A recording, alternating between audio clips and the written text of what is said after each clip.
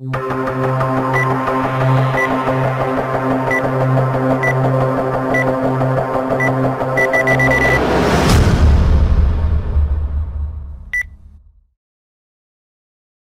Z51 is kind of like the Y50's little brother. I would even say this model is in between the Y40 and the Y50. There are multiple configurations of this model. All models come with a dual-core Broadwell chip. However, some of the higher-end models feature an AMD Radeon R9 M375, which is a dedicated GPU, and that's the model we're going to look at today. Let's kick off this review by talking about the design and build quality. The Z51 is mostly constructed out of plastic, but the palm rest has a brushed metal finish that adds a nice touch. The weight comes in at just over 5 pounds, and its thickest point is 0.97 inches. The design is pretty sleek for the most part, with the exception of these huge bezels. They remind me of my first Toshiba laptop in 2001. Come on Lenovo, you're trying to bring that old school look back? Alright, let's get back on track. The exterior is plastic, and the surface attracts a lot of fingerprints, so keep those fingers clean before handling this laptop. Overall, I would have to say, for a mid-range laptop, the design and build is pretty solid. For your ports on the right side, you got your Kensington lock, a DVD drive, which is pretty rare, an SD card reader, USB 2, and your headset microphone jack combo. The SD card does stick out a little bit, so keep that in mind when putting this notebook in your bag. On the left side, you got your Lenovo 1-key recovery pin, which will provide easy access to restore, 2 USB 3s, HDMI, Gigabit Ethernet port, VGA, exhaust port for your fans, and your charging port. Let's talk about display performance. I'm going to go ahead and spill the beans. This display is awful. It's a 1080p TN panel that has horrible viewing angles and low color gamut. I know Lenovo had to cut some corners here and there to make some profit, but damn, did they have to give us such a horrible display? Here's some scores for the color gamut.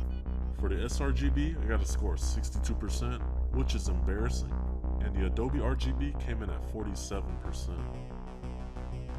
The Z51 features a standard full-size smile-shaped keyboard. The keys have adequate key travel, and they offer good tactile feedback.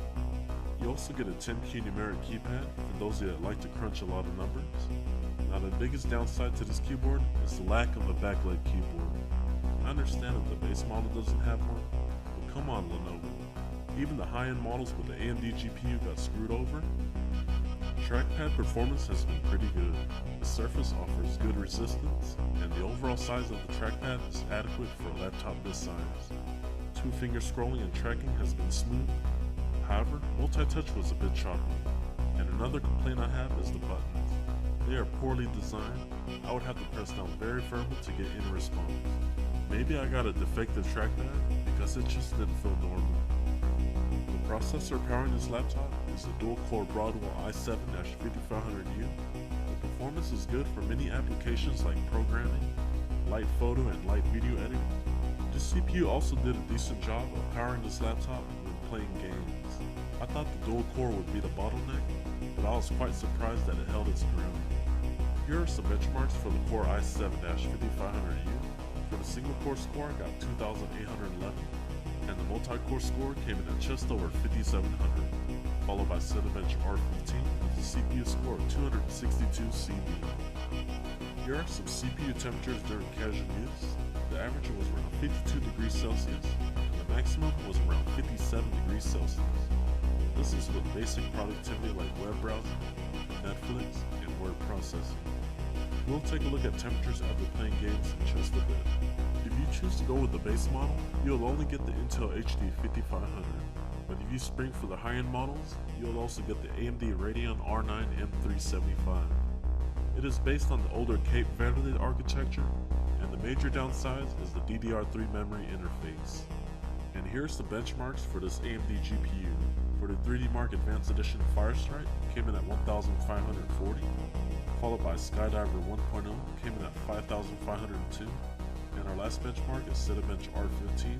The OpenGL test came in at 47.03 frames per second. With these kind of scores, you can expect to play many of today's games on low to medium settings. Here's a quick demo of GTA 5 running at 1600 by 900 on low settings. Keep in mind you can get a much better frame rate if you drop the resolution to 1366 by 768. Overall, the performance from the M370X could barely keep up with GTA 5. With that being said, lighter duty games like League of Legends ran flawlessly on very high settings at 1920 by 1080p. After 30 minutes of GTA 5, the average CPU temperature was around 74 degrees Celsius and the max was 85 degrees Celsius. These temperatures are pretty good considering how demanding GTA 5 is. Even after some extended gameplay, the exterior of the Z51 remained pretty cool despite being put under pressure. As you can see here, the highs were around 32 to 39 degrees Celsius. Hey, what's up guys, Andrew here, testing out the webcam on the new Z51. Let me know what you guys think in the comments down below. Speaker performance from the two bottom facing speakers were about average. The sound levels were decent. With that being said, it really lacked that low end punch that the Y50 has. The average decibel was around 65 with a high of up to 70 decibels. And here's a quick sound test in action.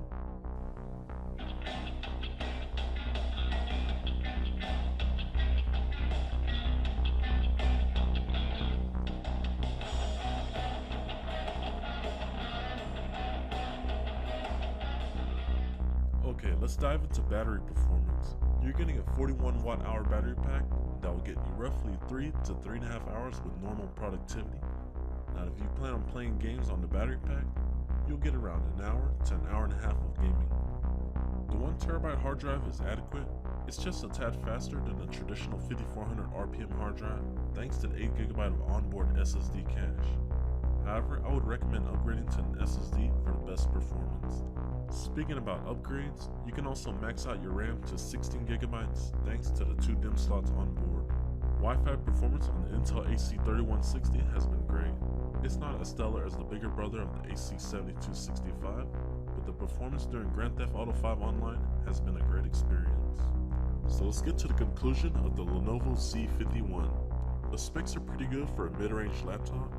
It offers a fast and efficient dual-core i5, 8GB of RAM, and a fairly capable AMD Radeon R9 M375. The major downsides is the horrible TN panel. The viewing angles and colors were just not up to par. If I were you, I would save a little more and get the Y50 with the new IPS panel. Those new models are much better, and you can even get a base Y50 with an IPS panel for around $849.99. And if you chose to go with a quad-core i7 IPS model, that one will set you back $899. The pricing of the Z51 just does not make sense when you configure it with the AMD Radeon. Hopefully we'll see a price drop soon, because I would not recommend the Z51 with the pricing structure they currently have. Either drop the price of the AMD model to $699, or just save up for the much more capable Y50.